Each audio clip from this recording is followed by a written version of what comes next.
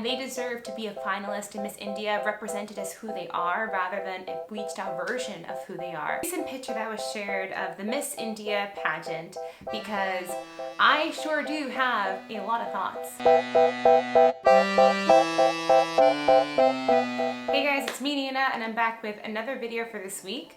If you are new to the channel, then thank you for stopping by. I like to talk about culture, race, ethnicity, Christian topics, and all things related to that.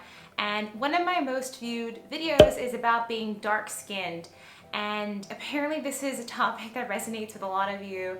And I figured, why not share some of my thoughts on the recent picture that was shared of the Miss India pageant, because I sure do have a lot of thoughts. So if you're not familiar with Miss India or the controversy around the photos, basically a grid of the Miss India contestants who were basically the finalists from the different states within India were compiled for this magazine.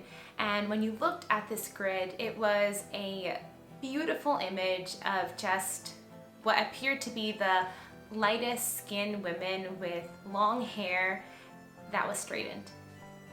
And someone, I believe I have the name of the person, Samir Sawak, La Bella Gorda, said, Miss India contestants, they all have the same hair and the same skin color. I'm going to hazard that their heights and vital stats will also be similar. So much for India being a diverse country. And I have so many thoughts about this, but I actually want to start off by sharing a story with you. In our culture, we value light skin. In our culture, we value certain ideas of beauty, and one of those ideas of beauty is straight hair. When I was 13 going to 14, I have this hair that is hard to manage, this hair that I'm often told to straighten or comb through, and any other girl with wavy or textured hair knows what that's like and knows what it's like to kind of feel like so angry that your hair looks like this, and just feeling this need to just straighten your hair to look nice. And when I was 14, I succumbed to that desire while I was in India. I Japanese straightened my hair, and around 13-ish, 12, 13, had gained some weight and felt really insecure. And 14 was when I got a little bit taller, and right at that point, my weight was more evenly distributed, and I didn't seem like so tubby anymore. And I also Japanese straightened my hair.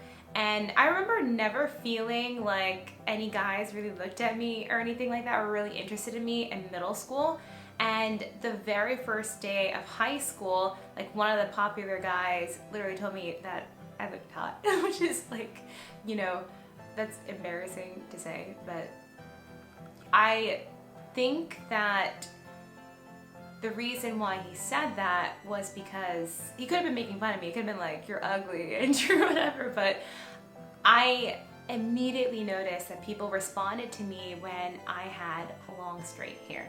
And a lot of people, and also it was a different demographic from my middle school to my high school. A lot of the kids who were meaner and richer went to this different high school, and the high school I was at, I think, just had nicer people. Of course, not everyone was nice, but I think I went to a really nice high school overall, and I just tangibly felt that difference. And it could have also been coupled with the fact that I didn't know how to dress as well, and I still didn't quite know how to dress, but I was slightly better. But I noticed that I was treated differently when I adhered to a society norm of how my hair should look like. And I feel that way all the time. Even when I post videos, I want to straighten my hair. I want to look nicer when I'm posting formal sitting down videos. And I was talking to one of my students about this because he has beautiful curls, and one day he straightened it, or every once in a while he straightens it, and all the kids were freaking out. And I was literally telling his classmates, you know, it's not a crime against humanity for him to straighten his hair. He's allowed to straighten his hair if he wants to, and we don't need to treat it like it's the biggest deal in the world if somebody just wants to straighten their hair. But I think there is something underlying there. It's a desire to adhere and to be a part of mainstream beauty, and it's pretty easy when it's straightening your hair because you can Japanese straighten your hair and it's straight for 6 months. That's what I did. Or you can just straighten it every day of your life and adhere more to that idea of beauty. But when it's your skin color, and when culture continually tells you time and time again that your skin color is not enough to be Miss India, when Nina Davaluri, who was Miss America, was told that, or media outlets spoke out about the fact that she may have been Miss America, but she would never be Miss India because Miss India does not want a dark-skinned person representing their country. I can't change my skin tone, but I can change my hair.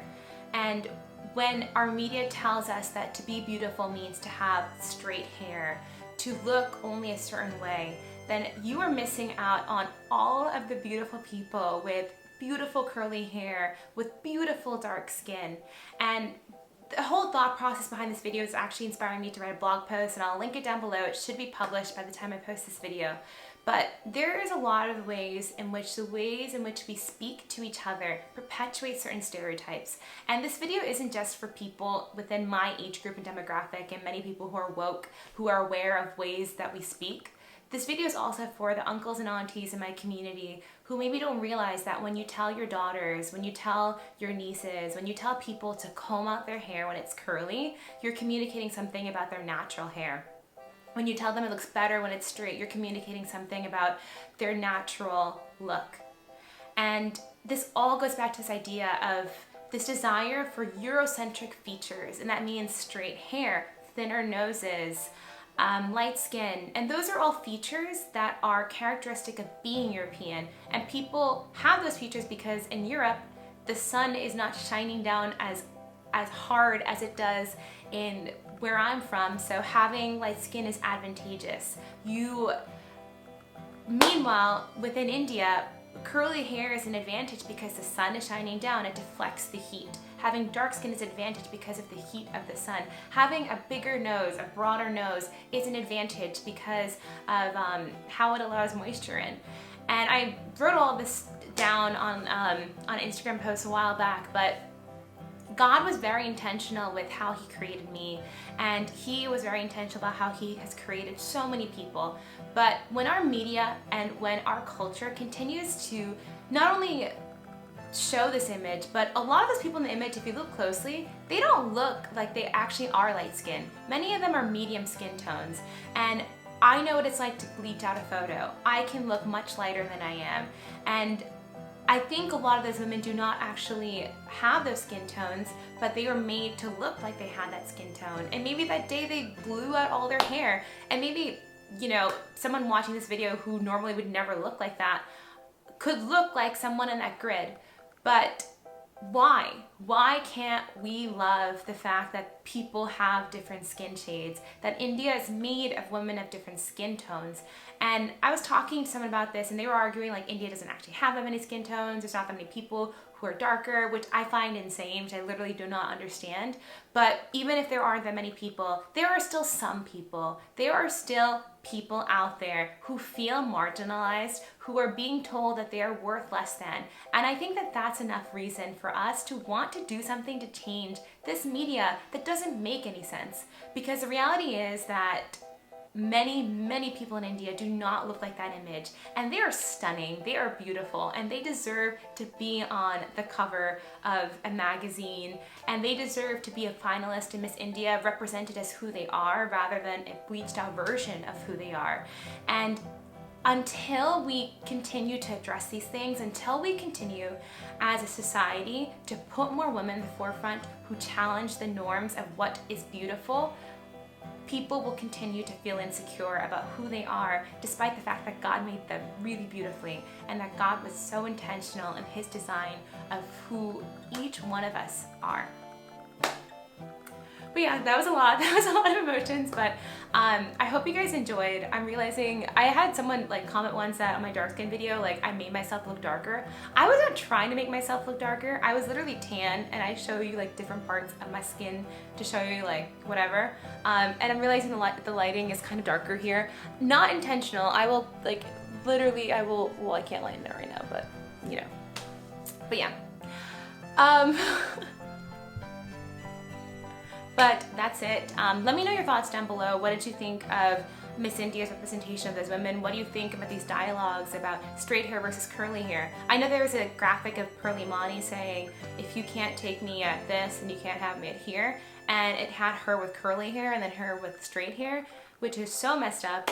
But yeah, comment down below. Let me know your thoughts on all of this, and I will see you next week.